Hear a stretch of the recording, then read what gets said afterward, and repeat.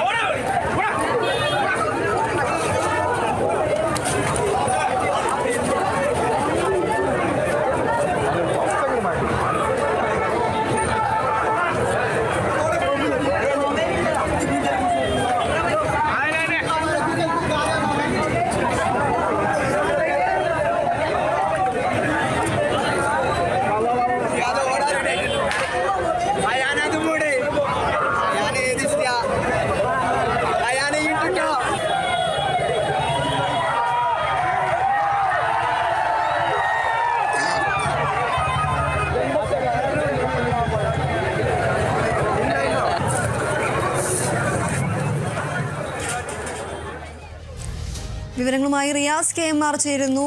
റിയാസ്, നമുക്ക് ദൃശ്യങ്ങളിൽ നിന്ന് വ്യക്തമാണ് നിരവധി ആളുകളാണ് എത്തിയിരിക്കുന്നത്. ഈ 1 രൂപയ്ക്ക് ഷൂ എന്നൊരു വാഗ്ദാനത്തെ തുടർന്നാണ് ഇത്രയും യുവാക്കളടക്കം ഈ ഒരു കടയ്ക്ക് മുന്നിൽ എത്തിയത് എന്നതാണ് നമുക്ക് തോന്നുന്നത്.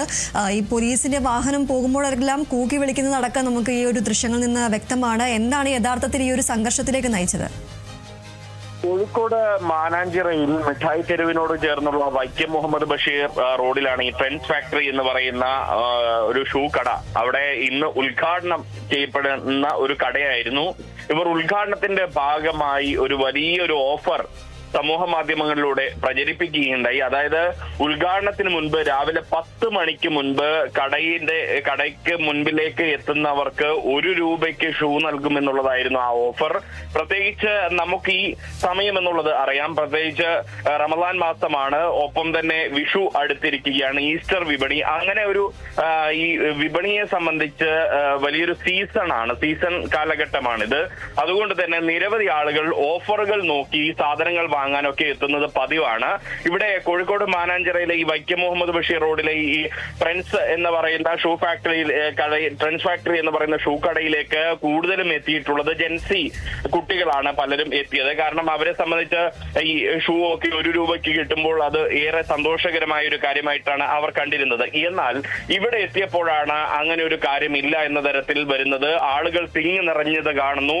സാധാരണ സ്ഥാപനങ്ങളൊക്കെ ഇത്തരം ഓഫറുകൾ നൽകുമ്പോൾ തന്നെ 1 രൂപയ്ക്ക് ഷൂ എന്നൊരു ഓഫറൊക്കെ ഇട്ടാൽ തന്നെ ഇത്ര നിശ്ചിത എണ്ണം ആളുകൾ ഉദ്ഘാടനത്തിന് മുമ്പ് എത്തുന്ന ആദ്യത്തെ 10 പേർക്ക് അല്ലെങ്കിൽ 1000 പേർക്ക് അല്ലെങ്കിൽ 100 പേർക്ക് എന്ന നിശ്ചിതമായ ഒരു കണക്ക് അതിൽ ഉൾപ്പെടുത്താറുണ്ട്. എന്നാൽ ഈ കടയുടെ ഉടമകൾ അത്തരം ഒരു കണക്കും രേഖപ്പെടുത്താതെ ഫലത്തിൽ ഈ ഉപഭോക്താക്കളെ വഞ്ചിക്കുന്ന, കബളിപ്പിക്കുന്ന ഒരു സമീപനമാണ് ഉണ്ടായിരിക്കുന്നത് എന്നുള്ള ഒരു ആരോപണമാണ് പൊതുവെ ഇവിടെ എത്തിയ ആൾക്കാരിൽ നിന്നും ലഭിച്ചത്. ഇതോടുകൂടി ഈ കടയുടമകൾ ഇത്രയും ആളുകൾ തടിച്ചുകൂടിയത് കണ്ടതോടുകൂടി അവർ വാഗ്ദാനത്തിൽ നിന്നും പിന്മാറുന്ന സാഹചര്യമുണ്ടായി. ഇതോടുകൂടി അവിടെ സംഘർഷ സാധ്യത ഉടലെടുത്തു.